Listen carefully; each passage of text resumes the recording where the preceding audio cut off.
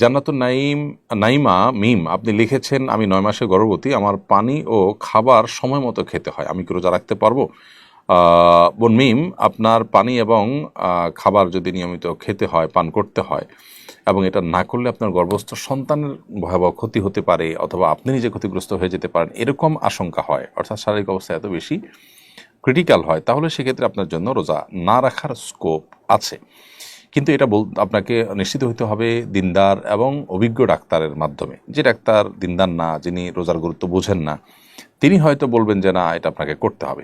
এই জন্য দিনদারিতাও বুঝেন, আবার ডাক্তারিও বুঝেন, এরকম ডাক্তার যদি আপনাকে পরামর্শ দেন, তাহলে সেক্ষেত্রে আপনি পানাহার করতে পারেন এবং পরবর্তীতে এই রোজাগুলো আপনি রেখে দিবেন।